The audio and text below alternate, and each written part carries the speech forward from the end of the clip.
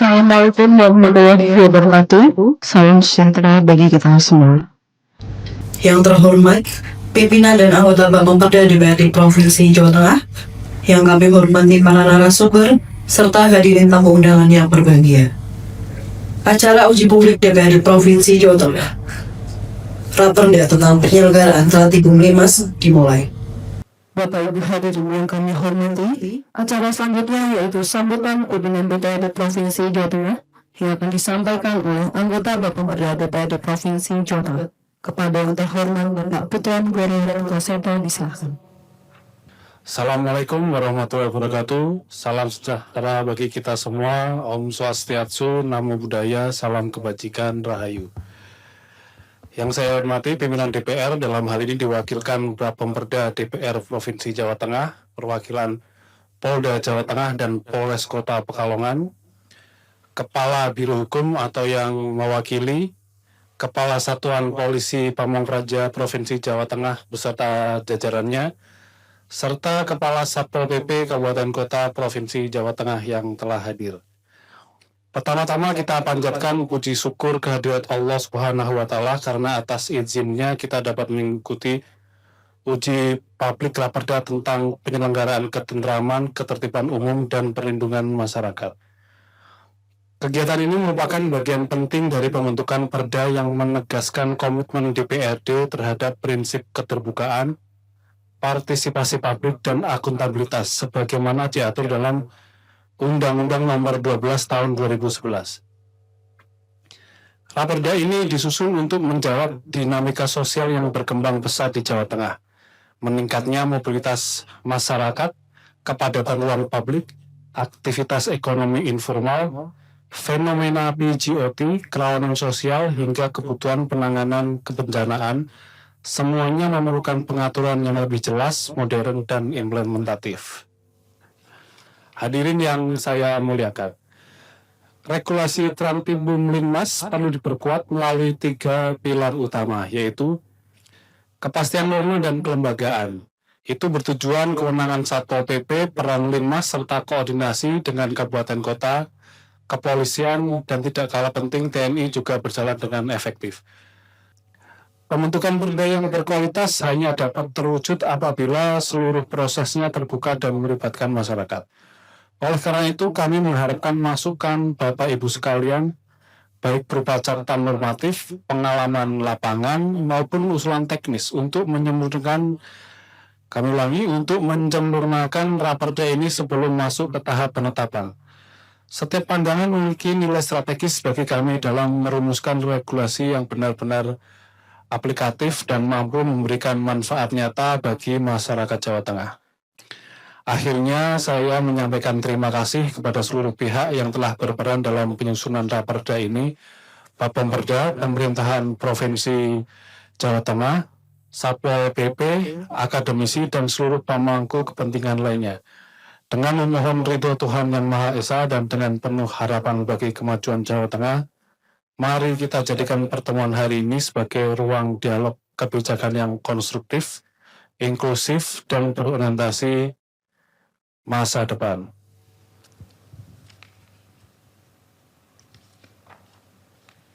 Dengan mengucap Bismillahirrahmanirrahim, pertemuan pada hari ini terkait Raperda yang telah diusulkan fasilitasi Ditjen Oda Bagian Produk Hukum Daerah Kementerian Dalam Negeri Republik Indonesia tentang penyelenggaraan ketentraman, ketertiban umum, dan perlindungan masyarakat secara resmi saya buka.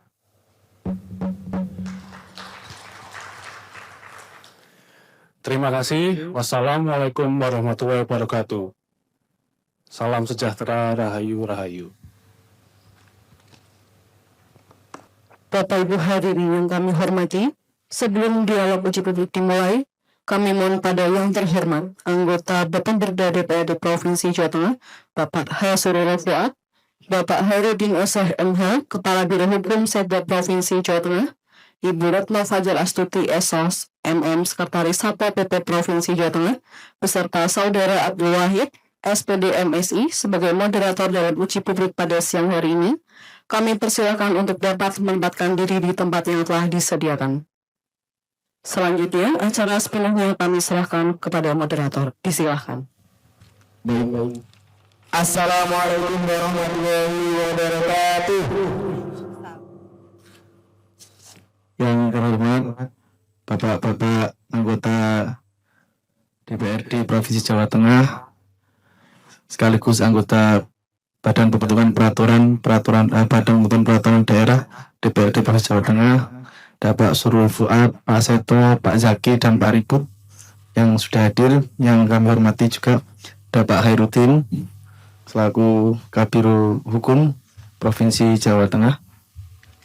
Kemudian ada Bu Retno dari Satpol PP Provinsi Jawa Tengah yang telah bareng-bareng dengan tim ahli Bapemperda dalam suksesnya terselenggaranya Raperda penyelenggaraan ketentraman, ketertiban umum, dan pelindungan masyarakat.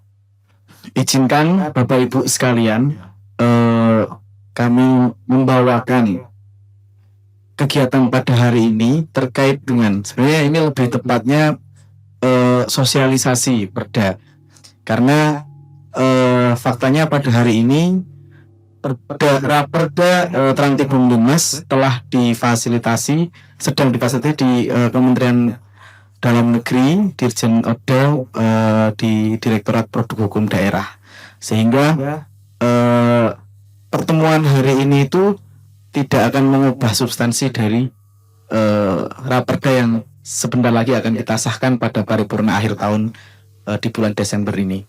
Jadi fokus kita adalah tentang penguatan bagaimana perda ini seharusnya berjalan nantinya, mensosialisasikan yang dulunya belum ada di perda tahun 2019 nomor 11 tahun 2019, lalu diperbarui di perda baru besok.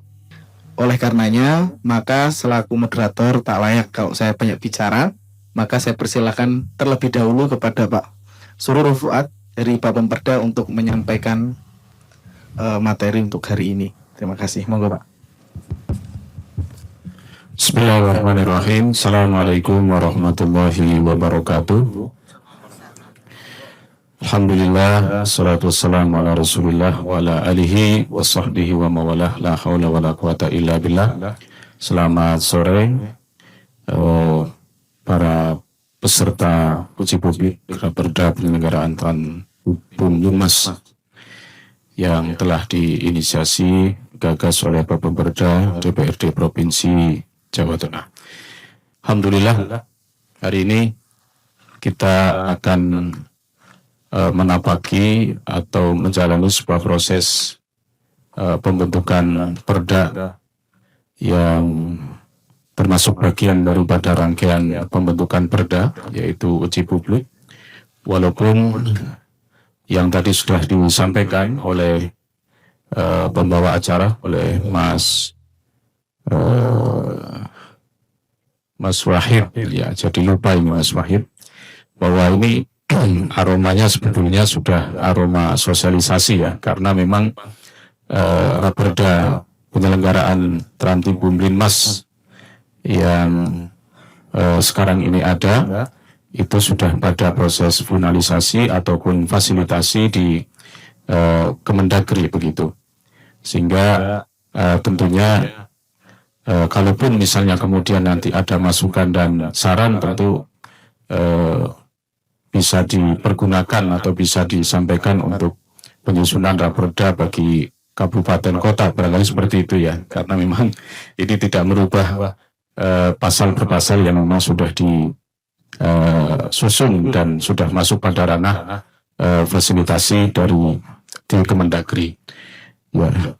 Bapak Ibu sekalian, sebagaimana yang termaktubkan di dalam Undang-Undang Nomor 12 Tahun 2011 berhubung dengan perubahan Undang-Undang 13 Tahun 2022, memang siklus daripada penyusunan perundang-undangan termasuk di daerah ini perlu diadakan uji publik begitu. Sehingga tidak salah kalau kemudian kita mengadakan hal yang demikian. Bapak Ibu sekalian, kaitannya dengan Raperda penyelenggaraan Trantibum Linmas, ya, ini kita menganggap ada banyak progres yang sangat luar biasa. Kalau kita bicara tentang latar belakang daripada munculnya Raperda penyelenggaraan Trantibum Linmas di Provinsi Jawa Tengah ini, karena ada beberapa hal yang mendasarinya. Di antaranya Perda nomor 4 tahun 2019 gitu ya, terkait dengan penyelenggaraan Trantibum Linmas ini boleh dikatakan sudah tidak relevan begitu ya dengan situasi dan kondisi saat ini. Dan perlu kita sampaikan bahwasanya ada 3 regulasi ataupun payung hukum yang mendasari itu semuanya. Yang pertama adalah PP nomor 16 tahun 2018 tentang Satpol PP, maupun juga Permendagri nomor 26 tahun 2020 tentang penyelenggaraan Trantibum Linmas, dan Undang-Undang nomor 23 tahun 2014 tentang penyelenggaraan atau tentang pemerintahan daerah, yang di situ secara tegas berkaitan dengan Satpol PP ini merupakan atau penyelenggaraan ketentraman, ketertiban umum dan pelindungan masyarakat ini merupakan urusan wajib yang harus dilaksanakan, dan itu merupakan pelayanan dasar kita.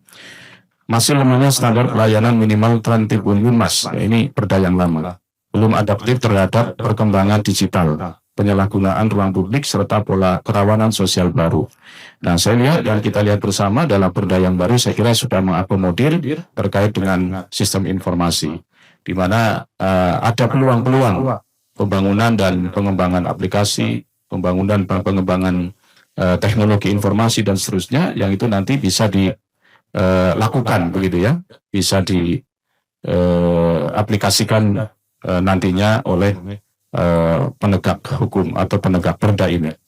Bapak Ibu sekalian, tadi seperti yang sudah kita sampaikan bahwa perubahan kebijakan nasional inilah yang kemudian mempengaruhi kita untuk membuat perda baru. Ya, tadi beberapa regulasi seperti peraturan pemerintah 16/2018, kemudian juga Undang-Undang 23 2014 tentang pemerintahan daerah, serta Permendagri nomor 28 26 tahun 2020, itu yang mendasari perubahan-perubahan perda yang sedang kita lakukan. Bapak Ibu sekalian, kalau kita lihat lagi ya, kenapa ini memang harus kita sosialisasikan ya, kalau kita lihat secara lebih jeli bahwa pokok-pokok pengaturan dalam Raperda yang baru ini, saya kira sudah cukup komprehensif begitu ya, sudah cukup komprehensif. Baik berkaitan dengan kepastian hukum, saya kira itu juga termaktubkan di dalam tujuan ya, pasal tujuan, bahwasanya tujuan daripada dilakukannya pembuatan perda baru ini untuk memastikan adanya perda ini menjadi pedoman dan sekaligus sebagai dasar hukum dalam proses ataupun dalam pelaksanaan penyelenggaraan Trantibum Linmas. Jadi ini sudah pasti. Begitu juga dengan kemanfaatan, begitu juga dengan proporsionalitas, kemudian non-diskriminasi, ya, akuntabilitas, penghormatan hak asasi manusia, dan pelayanan secara prima. Nah, kalau kita lihat dalam penyelenggaraan Trantibum ini, yang tadi sudah disinggung di atas ya, berkaitan dengan berbagai macam peristiwa-peristiwa baru yang terjadi di masyarakat, ya, ini sekali lagi penekanan dalam perda baru itu adalah untuk mengatur ya, dengan landasan ataupun juga dengan dasar tadi berbagai macam situasi kondisi yang bermunculan ya belakangan begitu, dan itu harus kita atur sedemikian rupa. Nah, itu sudah tertera di dalam pasal-pasal yang berkaitan dengan penyelenggaraan ketentraman dan ketertiban umum.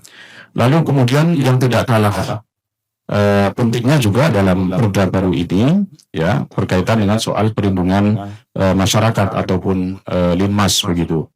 Nah, peran-peran Linmas di tingkat desa dan kelurahan, saya kira menjadi sangat penting ya.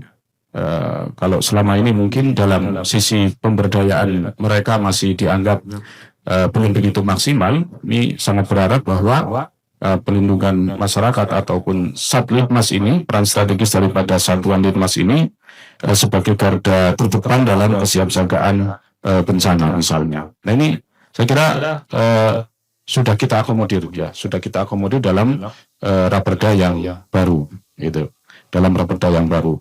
Bapak Ibu sekalian, dan yang terakhir terkait dengan pembiayaan dan pendanaan, saya kira sudah jelas ya, pendanaan dibebankan pada APBD, dapat juga didukung pendanaan lain yang sah, dan penganggaran diprioritaskan peningkatan sarana prasarana Satpol PP dan Linmas. Bapak Ibu, saya kira mungkin itu beberapa poin penting yang bisa kami sampaikan.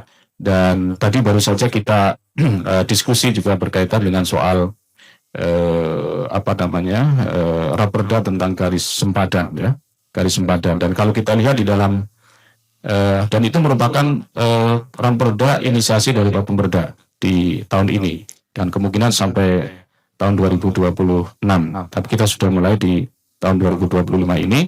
Dan kalau kita lihat di sasaran, ada di sasaran di Raperda yang baru ini termasuk juga yang termasuk tertib atau sasaran tertib kaitannya dengan garis sempadan. Dan ini tentu harus dikolaborasikan, harus di-matchingkan apa peran-peran Satpol PP dalam penyelenggaraan ketentraman dan ketertiban serta pelindungan masyarakat, dan apa peran-peran daripada OPD teknis terkait. Nah ini tentu nantinya harus ada koordinasi dan kerjasama yang baik begitu.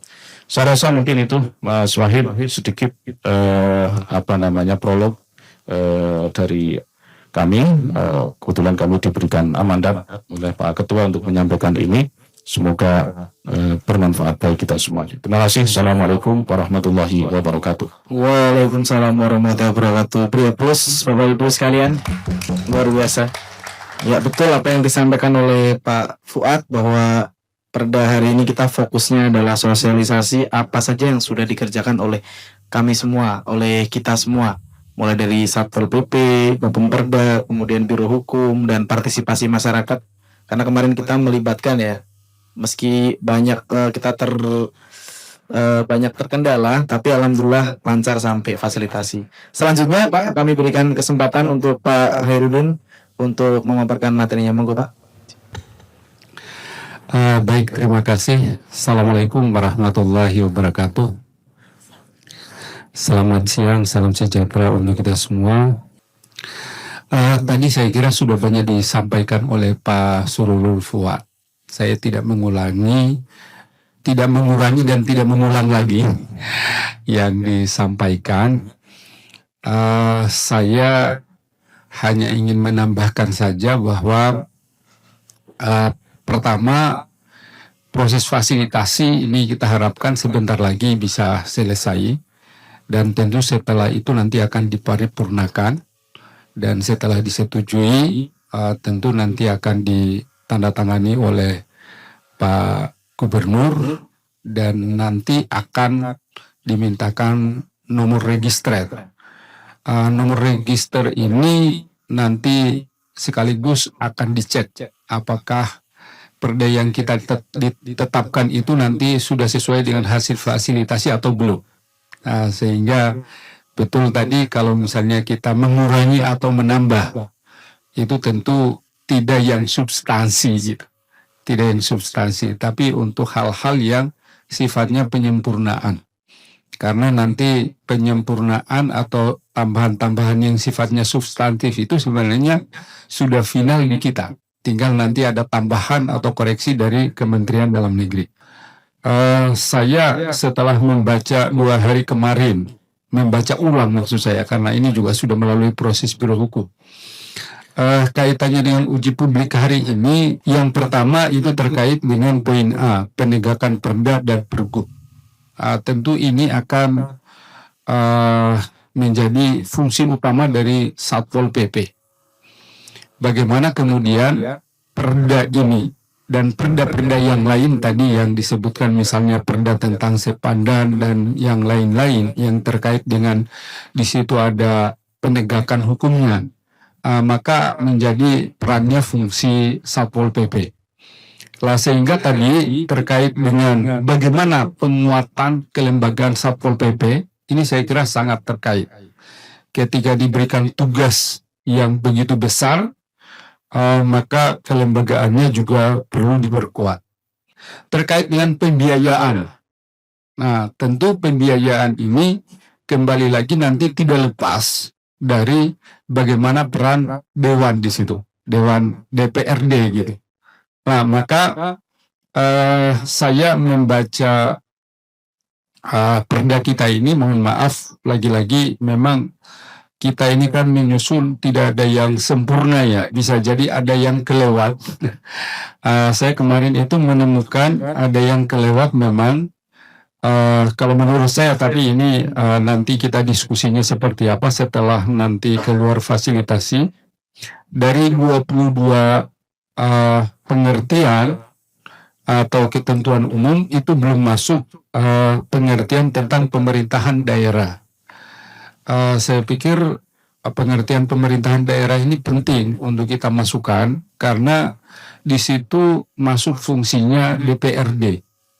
Jadi penyelenggara pemerintahan daerah itu adalah pemerintah daerah, dalam hal ini eksekutif dan DPRD. Lah di dalam perda ini keterlibatan DPRD ini sangat penting. Di samping terkait dengan pembiayaan, di sini terkait dengan ada denda, baik itu denda administratif maupun denda ketentuan pidana. Lah di dalam denda ini terkait dengan keuangan, terkait dengan pendapatan, dan tentu ini di situ ada keterlibatan Dewan sebagai bagian dari penyelenggaraan negara. Maka saya kira pengertian pemerintahan daerah, dan saya kira ini tidak mengurangi, bisa nanti kita tambahkan sebagai masukan. Bapak Ibu, bulan depan itu sudah berlaku nanti KUHP baru. Kitab Undang-Undang Hukum Pidana yang baru yang diatur dengan Undang-Undang Nomor 1 Tahun 2023 yang mulai nanti berlaku Januari 2026. Setelah 3 tahun undang-undang itu ditetapkan. Apa yang penting di situ terkait dengan perda kita ini, yang penting adalah terkait dengan ketentuan pidana. Nah, ketentuan pidana di situ salah satu klausul yang disebutkan bahwa ketentuan pidana yang diatur di luar KUHP, di luar KUHP berarti termasuk di dalam perda, itu tidak boleh berbeda dengan yang diatur di dalam KUHP. Kira-kira intinya begitu lagi. Jadi harus sejalan dengan yang sudah diatur dalam KUHP. Nah, di kita, saya kira rumusannya sudah benar. Karena kita tidak menentukan lagi kurungan. Karena di dalam KUHP itu tidak ada lagi ancaman pidana yang sifatnya kurungan. Kita hanya menentukan ancaman pidana denda, kalau saya baca di dalam rancangan kita ini. Hanya nanti yang menjadi mungkin masukan untuk bahan diskusi, sasaran kita itu bukan hanya badan usaha, badan hukum, atau aparatur, tapi juga di situ ada perorangan. Artinya bisa jadi yang melanggar perda ini adalah perorangan. Dan perorangan itu dia bisa aparatur, bisa juga masyarakat atau warga sipil yang biasa gitu. Lah kalau nanti dia tidak bisa membayar denda, lah mestinya harus ada pidana alternatif. Jadi memang di dalam ketentuan pidana itu lazimnya itu tidak hanya satu, tapi ada alternatif. Nah, misalnya denda atau kerja sosial. Nah, karena di dalam KUHP yang baru itu ada ketentuan juga pidana kerja sosial. Sebab kalau hanya satu saja misalnya denda, itu hakim tidak punya ruang untuk memutuskan alternatifnya. Yang terakhir, Bapak Ibu sekalian, terakhir sekali itu terkait dengan denda. Denda di sini itu ada 2 dan diatur di dalam Raperda kita ini.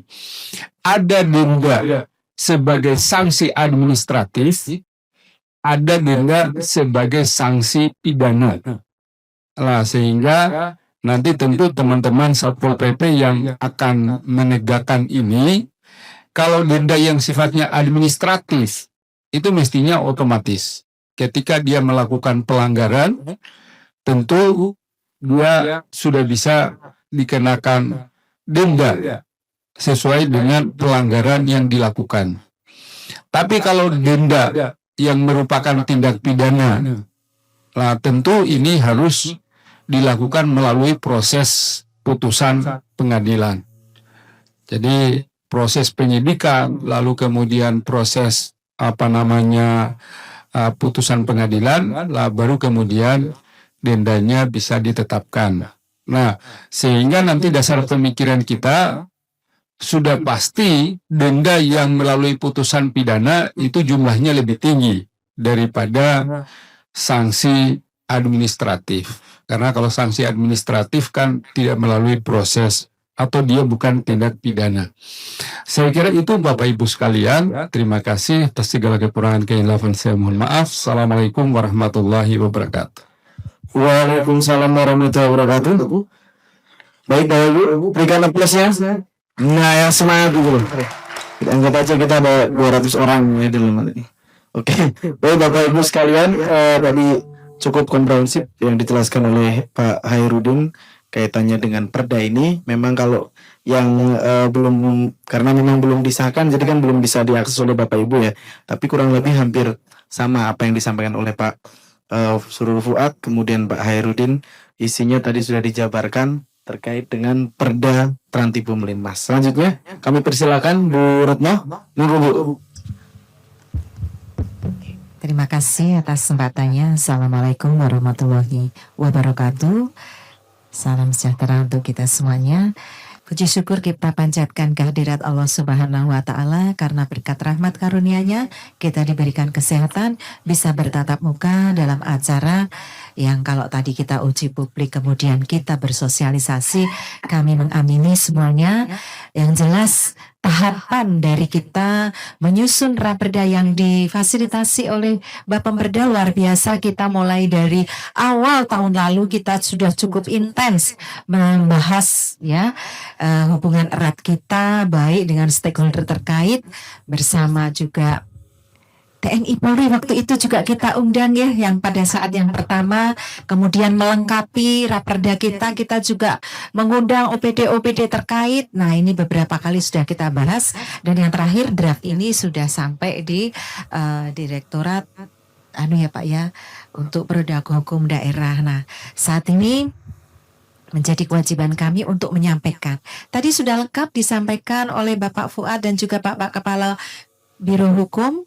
Nah, untuk yang Satpol PP, karena kami memiliki kewajiban terhadap teman-teman yang ada di daerah nantinya ya, perwakilan hari ini yang bisa hadir, kami pun nanti juga akan menyampaikan secara langsung setelah ada dari turun raperda tersebut ditetapkan menjadi perda. Kami juga memiliki kewajiban untuk menyampaikan juga kepada baik Satpol PP Kabupaten Kota, kemudian mitra kami TNI Polri dan juga stakeholder terkait apa yang sudah kita lakukan bersama-sama dan saat ini sudah ditetapkan. Betul sekali bahwa di dalam ruang lingkup kami itu memang dengan adanya Raperda Trantibum ini memberikan dasar kita dalam rangka untuk penyelenggaraan ketentraman dan ketertiban umum yang merupakan urusan wajib berkaitan dengan pelayanan dasar. Ini yang menjadi garis bawahnya. Yang urusan Trantibum adalah merupakan urusan wajib berkaitan dengan pelayanan dasar. Sehingga betapa penting kita menetapkan perda yang berkaitan dengan ketentraman dan ketertiban umum dan perlindungan masyarakat. Ini sejalan dengan Undang-Undang 23 tahun 2014, di mana tugas Satpol PP di situ sangat jelas. Yang pertama adalah penegakan perda berkada, kemudian penyelenggaraan ketentraman dan ketertiban umum, yang ketiga adalah pelindungan masyarakat. Untuk itu, maka betapa pentingnya kita menyusun Raperda Trantibum ini yang juga sudah dilengkapi dengan berbagai dasar dari yang sudah disampaikan Pak Fuad tadi. Dengan adanya Permendagri 26 tahun 2020, di mana Raperda yang sebelumnya kita belum mengatur mengenai pelindungan masyarakat. Maka berdasarkan apa yang dituangkan di dalam Permendagri itu, maka kita sempurnakan. Raperda kali ini kita sudah melengkapi dengan tugas-tugas pelindungan masyarakat itu apa. Kemudian dalam rangka penegakan Perda dan Pergub melalui tindakan non justisial, itu kita melakukan tindakan penertiban, kemudian penyelidikan dan atau tindakan administrasi. Tentunya dalam melaksanakan tindakan ini kita bersama dengan OPD atau stakeholder yang membidangi. Kalau tadi Pak Fuad menyampaikan sempadan pelanggaran sempadan itu luar biasa Pak, banyaknya. Hampir tiap hari kami juga mendapatkan tembusan dari OPD yang membidangi, ya, adanya pelanggaran-pelanggaran sempadan. Dan tentunya ketika ini adalah tahap administrasi, itu dilaksanakan oleh OPD yang memiliki kewenangan, ya. Dalam hal ini adalah dinas kita yang di tingkat provinsi. Memang banyak pelanggaran, tetapi kita juga dihadapkan pada kondisi ketika kita akan melaksanakan kegiatan yang berkaitan dengan penegakan perda yang sempadan. Saat ini sedang dibahas juga ya Pak ya untuk penyempurnaan perdanya. Nah ini akan menyempurnakan lagi dan sekaligus nanti ya usulan Raperda ini akan lebih menguatkan lagi karena beberapa kelemahan di perda sebelumnya, sehingga kita Satpol PP sebagai garda terakhir untuk melakukan tindakan ini masih banyak terkendala terkait dengan regulasi tersebut. Dalam rangka melaksanakan ketentraman dan ketertiban umum, kita laksanakan melalui deteksi dini, cegah dini, pembinaan dan penyuluhan, patroli, pengamanan, pengawalan, penertiban dan penanganan unjuk rasa dan kerusuhan massa.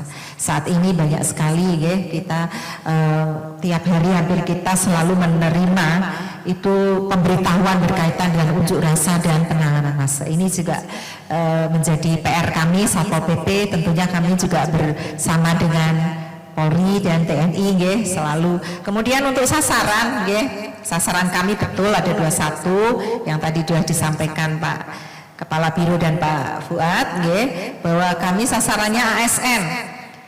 Kami banyak penertiban ASN. 1 tahun kami targetkan ada 24 lokasi.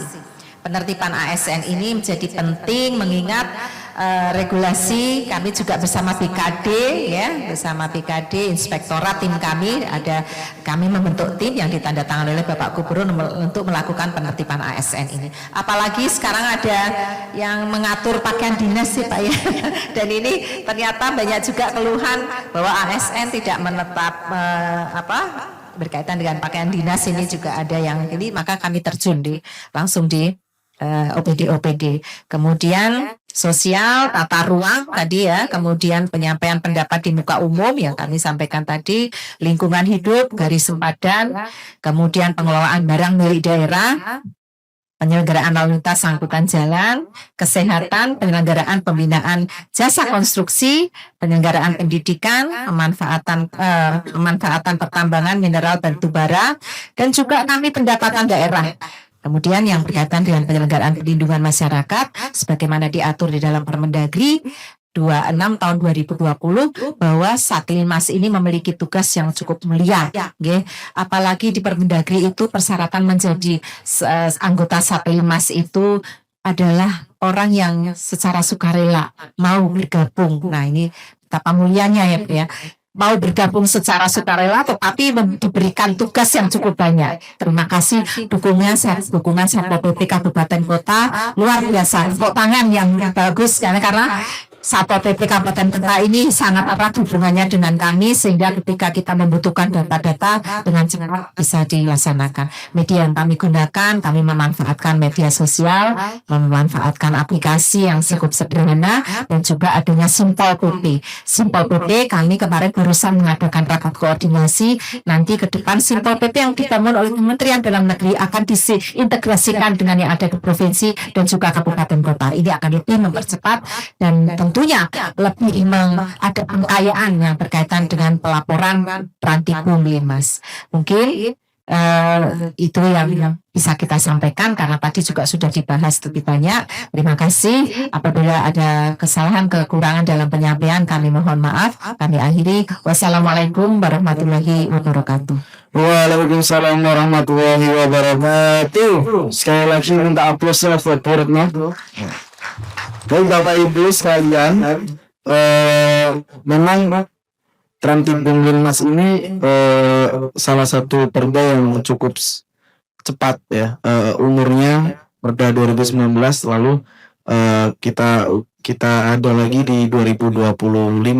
Itu karena memang sudah banyak beberapa hal yang tidak relevan, kemudian juga ada beberapa hal yang tidak masuk seperti kelembagaan Satpol PP, kemudian penambahan kewenangan, lalu ada juga pembentukan sekretariat PPNS yang memang tidak ada di perda sebelumnya, serta kita lebih fokus pada perda-perda yang baru ini, pasal-pasal yang baru ini memang kita fokuskan lebih jelas arah substansinya. Kalau yang kemarin masih agak melebar kemana-mana, kali ini sudah jelas.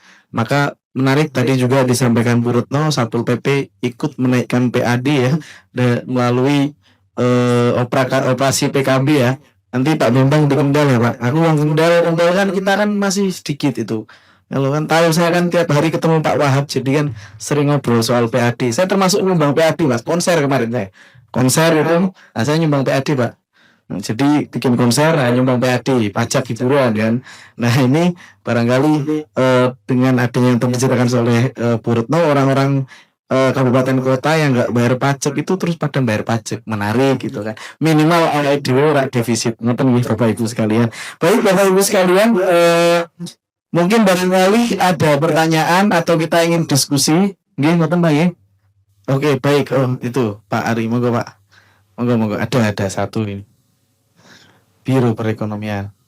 Bismillahirrahmanirrahim. Assalamualaikum warahmatullahi wabarakatuh. Raperda penyelenggaraan ketentraman, ketertiban umum dan perlindungan masyarakat. Memang kami rasa hal ini sangat dibutuhkan. Memang untuk masyarakat ini kalau zamannya sekarang itu era milenial dan Gen Z. Kalau ketua tim percepatan pembangunan daerah itu menyebutnya zilenial. Nah, di sini memang tidak dipungkirin bahwa kondisi Jawa Tengah ini kondisinya perekonomiannya itu semakin meningkat, Bu. Jadi rawan konflik sosialnya itu juga benar-benar semakin hari semakin kompleks. Bahkan kalau kita lihat tadi kami rakor TPID, alhamdulillah Jawa Tengah pertumbuhan ekonominya masih di atas nasional, Bu, sekitar 5,37%. Hal ini menunjukkan bahwa aktivitas dari produktivitas masyarakat itu seiring menjelang tahun baru itu kebutuhannya meningkat, walaupun harga lombok atau cabai itu agak naik, Pak, agak tinggi ini, Bu. Ya. Terus di sini kami juga matur nuwun bahwa di perda ini ketika Satpol PP bergerak, Satpol PP ke masyarakat, ke lapangan, itu pendekatannya juga humanis. Saya kira hal-hal demikian bisa mengurangi konflik-konflik atau menimbulkan misalkan perkelahian dan sebagainya. Jadi ini memang benar-benar pas kalau dituangkan dalam penegakan perda ini. Terus kemudian, nah di sini kami juga sedikit aja kritik kaitannya dengan denda-denda ini, karena di sini ada tertib macam-macam, baik ada minerba, ada pendidikan, ada retribusi pendapatan.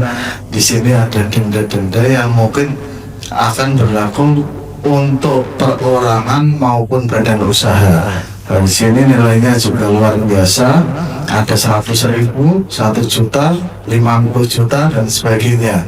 Nah, ini ketika nanti diimplementasikan, tentunya harus dilakukan penyelidikan atau tahapan pengkajian agar ketika benar-benar diputuskan ini, pemerintah Provinsi Jawa Tengah, tentunya Satpol PP itu benar-benar clear dan aman dan nyaman dalam rangka penegakan perda. Saya kira gitu aja, Mas moderator yang dari Kendal. Matur nuwun, kami support Bapak Ibu Bapak Perda, matur nuwun. Wabillahi taufiq wal hidayah. Assalamualaikum warahmatullahi wabarakatuh. Waalaikumsalam warahmatullahi wabarakatuh. Terima kasih Mas dari Biro Perekonomian yang ekonominya meningkat terus meskipun kondisi ekonomi kita lagi lemah, tapi alhamdulillah Jawa Tengah meningkat ya Mas, karena memang banyak kawasan industri. Kendal aja ini akan ada 2 kawasan industri baru. Nonton gini Pak, nonton gini. Mungkin Bapak, sebelum saya kasihkan ke Bapak-bapak dan Ibu-ibu narasumber, ada lagi yang ingin didiskusikan? Tanya? Boleh. Terima kasih pada Bapak Bunda Komisi yang kami hormati, Biro Hukum dan Bu Sekdin. Masukan yang ingin kami sampaikan hampir sama dengan dari Biro Ekonomi tadi, hanya mungkin lebih teknisnya. Kalau misalnya kita akan melakukan penegakan perda ini, di situ kan ada dikenakan sanksi dan ada denda administrasi. Itu mungkin akan lebih jelasnya lagi dibuat pergub. Jadi teknisnya itu bagaimana? Karena kan kalau sanksi pidana otomatis yang memberikan putusan kan dari sidang. Tapi kalau ini misalnya pemberian denda, besarnya denda itu standarnya apa, nilainya apa, kemudian nanti teknis eksekutornya itu apakah dari Satpol PP, PPNS, atau mungkin dari Bapenda langsung yang nanti akan mengumpulkan, atau perlu ada rekening khusus. Itu yang mungkin perlu penjelasan, dan ini dibuat di dalam pergub. Jadi akan mungkin lebih bagi Satpol PP itu akan lebih transparan, lebih nyaman dalam melakukan penegakan perda. Itu saja. Terima kasih. Baik, terima kasih Bu. Sama gini. Boleh kita mulai dulu diskusinya langsung gini Pak. Bapak dulu jadi tanggapan mulai dari terkait dengan ekonomi meningkat, konflik juga itu meningkat. Ini memang perlu kita diskusikan. Terima kasih dari Biro Ekonomi ya, berkaitan dengan, kalau saya menyebutnya tahapan sanksi administrasi, mungkin ini arahnya begitu ya. Kalau kita lihat di dalam raperda kita ini kan denda berupa nominal itu kan setelah tahapan-tahapan pembuatan surat pernyataan, kemudian ada teguran secara lisan maupun tulisan.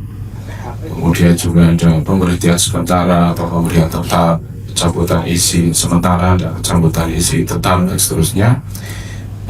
Baru berbicara soal tadi ada nominal 100.000, 1 juta dan lain sebagainya. Sebenarnya tadi sudah disinggung oleh Pak Herupir, kalau kaitannya dengan denda nominal itu memang harus melalui pengadilan tuh ya. Tadi seperti yang disampaikan oleh beliau.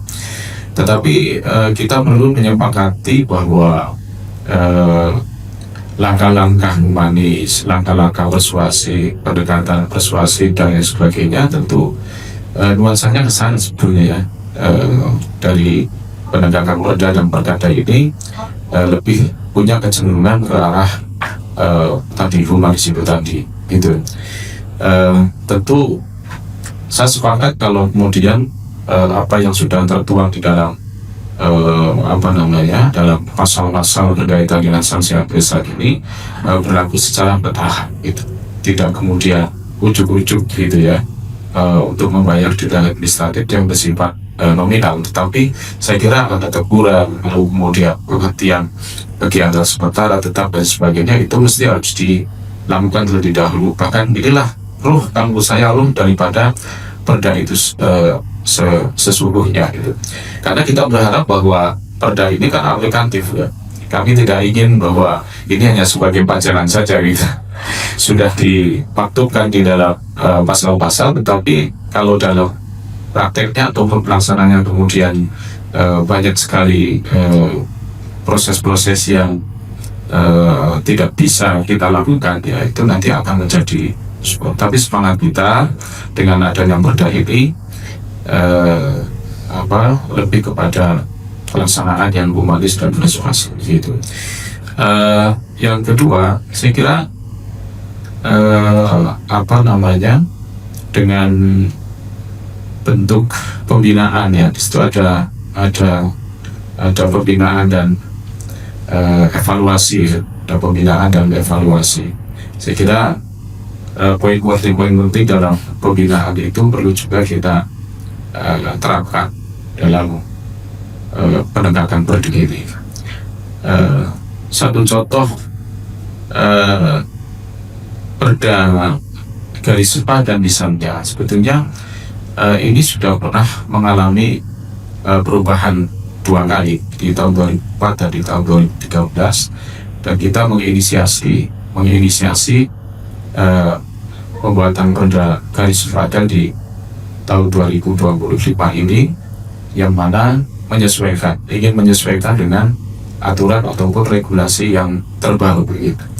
Tapi saya katakan bahwasanya yang terpenting itu semuanya itu adalah ada pada political will kaitannya dengan penegakan perda dan perkada itu sendiri. Sebelum perda yang baru terkait dengan garis sepadan ini contoh saja, ini ada atau lahir yang terbaru, toh sebetulnya masih ada perda garis sepadan yang di tahun sebelumnya yang tentu masih juga berlaku. Saya kira ini menjadi suatu catatan evaluasi. Artinya bahwasanya penegakan perda maupun perkada pergub ini memang harus kita lakukan, tetapi sekali lagi dalam penerapannya tetap harus persuasi, harus pendekatan yang humanis dan lain sebagainya. Saya memandangnya begitu Pak. Jadi itu mungkin nominal itu adalah yang terakhir begitu ya. Nominal itu adalah yang terakhir. Dan tadi sudah disampaikan oleh Pak Khairuddin, saya kira memang kalau nominal harus melalui proses persidangan yang cukup ketat begitu. Saya kira itu mungkin sebagai jawaban dari saya. Moga Pak Khairuddin. Baik, terima kasih. Saya menambahkan saja, bisa ditayangkan pasalnya enggak ya, biar lebih jelas. Di pasal 16, kita tadi sudah menyinggung tentang tertib garis sempadan. Kita konkretkan saja, misalnya di pasal 16. Nah, pasal 16 ini disebutkan ayat 1, dalam mewujudkan tertib garis sepadan, maka setiap orang dan atau badan usaha wajib. Nah, memang kata-kata wajib ini konsekuensinya mesti harus ada apa istilahnya? Kalau dia melanggar kewajibannya mesti ada hukumannya, mesti ada sanksinya. Jadi kalau bicara wajib itu mesti ada sanksi. Misalnya di sini A mendapat izin dari pihak berwenang sesuai mekanisme dan prosedur yang berlaku sebelum memanfaatkan daerah sepandan. Ini saya kira penting. Jadi untuk melakukan antisipasi penanganan terhadap sepandan kita. Lama ketika yang menggunakan sepandan ini tidak melalui proses izin, tidak memenuhi ketentuan peraturan perundang-undangan, maka dia akan dikenai sanksi administrasi. Nah, pertama itu pernyataan, jadi nggak langsung denda. Lalu kemudian ada teguran lisan. Nah, siapa yang melakukan teguran? Mestinya Satpol PP. Teguran tertulis, pemanggilan untuk menghadap guna klarifikasi, penjelasan dan keterangan, penghentian kegiatan sementara, pencabutan izin sementara, penutupan dan pengosongan, pembongkaran dan atau denda administratif minimal 1 juta dan maksimal 50 juta. Jadi kalau saya melihat ini bukan alternatif, tetapi bertahap. Jadi mulai dari teguran, kemudian teguran lisan dan tertulis, turunannya baru denda. Nah, mungkin nanti yang akan menjadi perhatian kita ketika hasil fasilitasi ini, coba ditampilkan tadi slide saya terkait dengan denda ketentuan pidana. Ini Bapak Ibu, di dalam KUHP kita itu sudah ada indikator dari maksimal kita pengenaan denda. Jadi mulai dari 1 juta sampai dengan 50 miliar.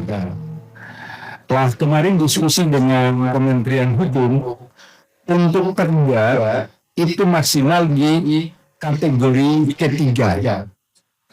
Kategori ketiga itu 50 juta. Sehingga nanti yang menjadi catatan kita, mestinya 50 juta ini sudah maksimal untuk tindak pidana. Ini masuknya tindak pidana. Sehingga nanti sanksi administrasi mestinya di bawahnya tindak pidana. Karena logikanya sanksi administrasi ini dia melanggar administrasi. Sedangkan yang saya tampilkan ini itu dia kategorinya tindak pidana. Jangan sampai nanti misalnya sanksi administrasi itu sama atau lebih tinggi dari sanksi tindak pidana. Karena logika hukumnya pelanggaran administrasi itu mestinya lebih ringan daripada tindak pidana.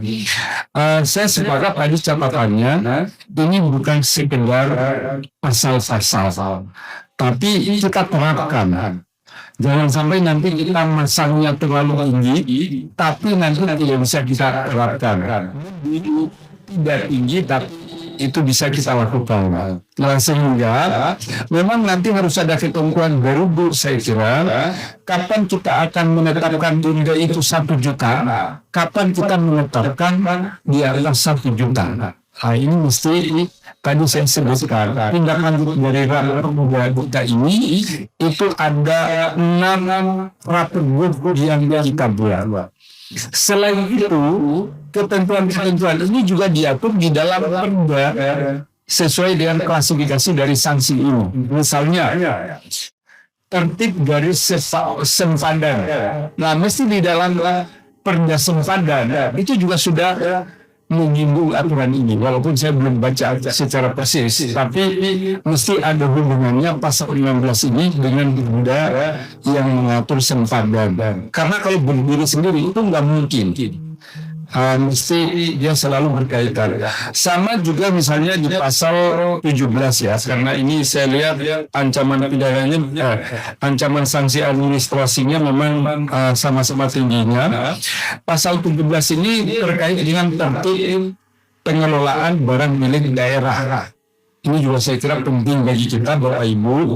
Hari ini itu pengguna barang milik daerah, terutama tanah-tanah milik Pemprov, itu banyak yang tidak tertib.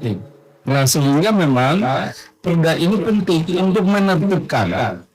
Jadi misalnya pengguna di sini yang menggunakan barang daerah, katakanlah tanah atau bangunan, itu pertama dia harus mendapatkan izin, lalu kemudian membayar pajak atau retribusi. Saya kemarin baru menerima Komnas HAM dengan Pak Sekda. Jadi pengguna barang daerah itu harus ada retribusi. kalaulah sama sekali tidak mampu, minimal 0 rupiah. Tapi ada ikatan. Jadi jangan sampai menggunakan itu tanpa ada ikatan. Jadi sewa walaupun 0 rupiah itu tetap kategorinya sewa. Karena kalau tidak, itu lama-lama nanti akan jadi persoalan. Semakin lama digunakan, dipakai, nggak ada perjanjian sewanya, setelah hari ini banyak persoalan, itu nanti akan diklaim sebagai miliknya pada sekian tahun ke depan. Nah, di sini juga sama. Jadi sanksi administratifnya itu pertama pernyataan dari yang bersangkutan, misalnya dia minta kesanggupannya apa, lalu kemudian ada teguran lisan atau tertulis, sampai dengan pembongkaran. Nah, atau di sini kalau misalnya dia melakukan perlawanan pada saat pembongkaran, bisa juga dengan sanksi administratif. Ini juga nilainya sama 50.000. Saya pikir kita nggak usah khawatir, ya maaf 50 juta. Orang Jawa kan bilang 50.000 itu ya 1.000 kan 1 juta ya Pak. Biasanya kita dilaporkan begitu Pak. Saya kalau sama tukang itu mintanya berapa Mas? 1.000. Saya berikan 1.000 ternyata maksudnya 1 juta gitu. Ya saya kira itu intinya. Saya terima kasih diingatkan sudah jam 4. Terima kasih. Monggo.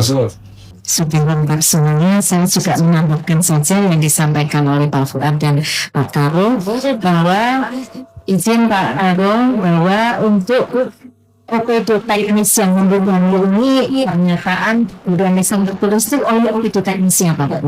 Kemudian pemanggilan juga mesti OPD teknis itu kami juga banyak mendapatkan tembusan kaitannya pelanggaran untuk barang tidak pemakaian tanah itu banyak sekali pelanggaran. Sehingga saat OPP karena kadang OPD teknis itu sebenarnya yang tidak memiliki PPNS, maka ketika tahap pembongkaran itu melibatkan Satpol PP tentunya. Disinilah peran Satpol PP. Pembongkaran itu pun mereka kita berikan alternatif bahwa bongkar sendiri, sehingga risiko semuanya juga yang melaksanakan itu yang melakukan pelanggaran tersebut. Jadi pembongkaran kita dengan kesempatan dibongkar sendiri, sehingga apabila itu tidak dimudahkan baru Satpol PP. Karena ketika kita melakukan pembongkaran banyak aspek yang harus kita sewa ibunya misalnya gitu. Jadi untuk yang berkaitan dengan pelanggaran maka perlu sekali masukannya bahwa kita harus humanis. Pendekatan itu sudah kita laksanakan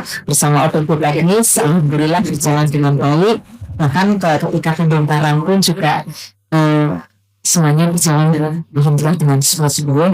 Kemudian yang Pemalang untuk yang sanksi itu sebaiknya diatur dengan pergub sendiri. Justru ini nanti kami karena yang memiliki kewenangan itu biro hukum, sehingga perlu diatur dengan pergub sendiri, atau kalau di Perda kita kan memang sudah masuk di dalamnya oleh